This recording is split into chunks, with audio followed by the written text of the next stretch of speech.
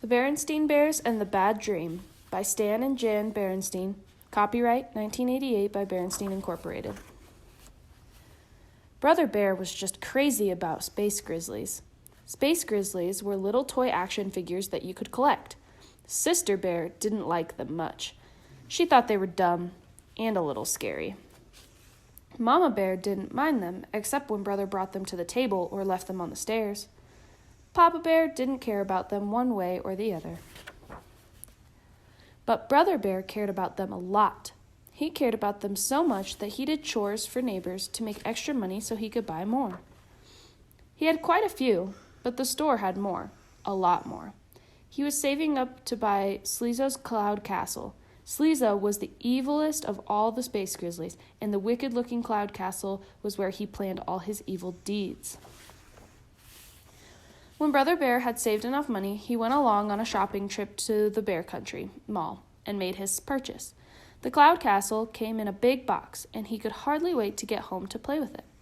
But as he was getting into the car, he saw something that was even more exciting than the Cloud Castle.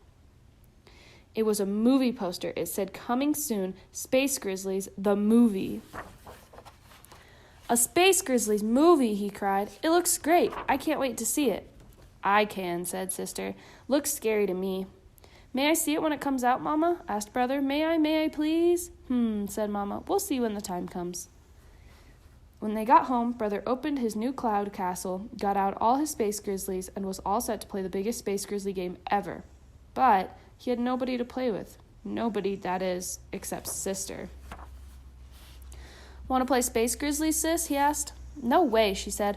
"Aw, come on," he said. "I'll play any game you want if you'll play Space Grizzlies with me." "Any 3 games," she said, driving a hard bargain. "Which 3?" he asked warily. "Paper dolls, jacks, and beanbags," she answered. "Paper dolls, jacks, and beanbags," he protested. "Give me a break. Take it or leave it," she said. He took it. After some lively sessions of paper dolls, jacks, and beanbags, it was time for Space Grizzlies! "I am Sleezo, evil king of the universe," roared Brother, "calling all spaceships, seek and destroy the planet Magongo, home of my sworn enemy, Hero, the Magnificent." "Oh, no, you don't," Sister shouted back. "I am Hero the Magnificent. One touch from my sleep wand, and your evil ways will be ended." They played until Mama called them to dinner. "Brother," said Mama, "how many times must I tell you no Space Grizzlies at the table?" Papa was taking a peek at Bear Country News. "Brother," he said, "that movie of yours starts tomorrow." "May I see it, Mama, please?" "I don't know why not," she said. "We haven't been to the movies in a while." "I know why not," said Sister, "because it's scary." "That's no problem," said Papa. "There are a lot of movies to choose from." He was right. The Bear Country Theater was really 4 movie houses in one, and there were usually 4 different movies playing. "This looks good," said Mama, The Magic Toe Shoes. "It's a musical about a ballerina." So, when they got to the movies the next evening, Mama, Papa, and Sister got in line for the Magic Toe Shoes, and Brother joined a bunch of his friends in line for Space Grizzlies. The Magic Toe Shoes told the story of a young bear who wanted to be a ballerina, but every time she tried to dance on her toes, she wiggled and wobbled. The old ballet master took pity on her and gave her a pair of magic toe shoes, which cured her wiggles and wobbles. But on the night of the big ballet, she left her magic toe shoes on the bus. Without them, she was all wiggles and wobbles again. That's when the ballet master told her they weren't magic at all, and they were just ordinary toe shoes. The wobbly ballerina got her confidence back and danced beautifully after all. The Space Grizzly movie was about Space Grizzlies. Of course, great monstrous big screen ones who zapped and zoomed through space until that final intergalactic shootout. It was very exciting and not a little scary. It was dark when the Bear family got home, so it was off to bed for the cubs. It was already late for Sister, and she went right to sleep. But Brother was so excited by the movie that he lay awake for quite a while. He was just about to doze off when Sister woke up screaming.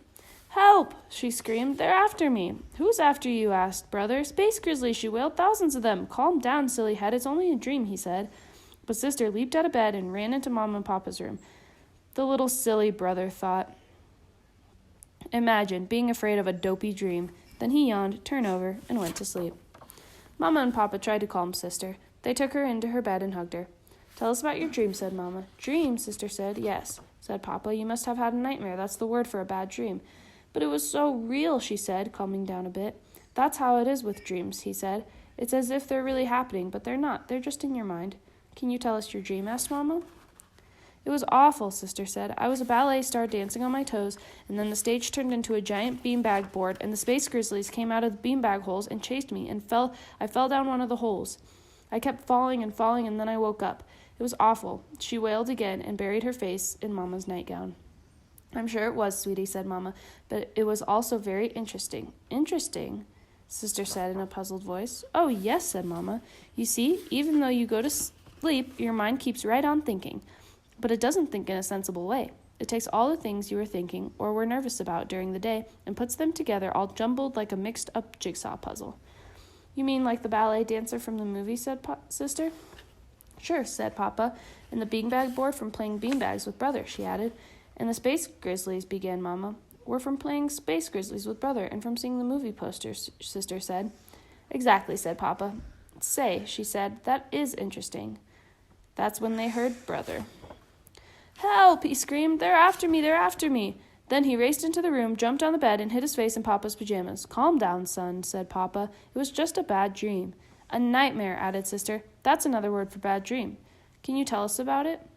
"Well, I was eating dinner, and the food turned into space grizzlies, gigantic ones, and they chased me, and I turned into a paper doll, and my clothes were flying off. It was awful."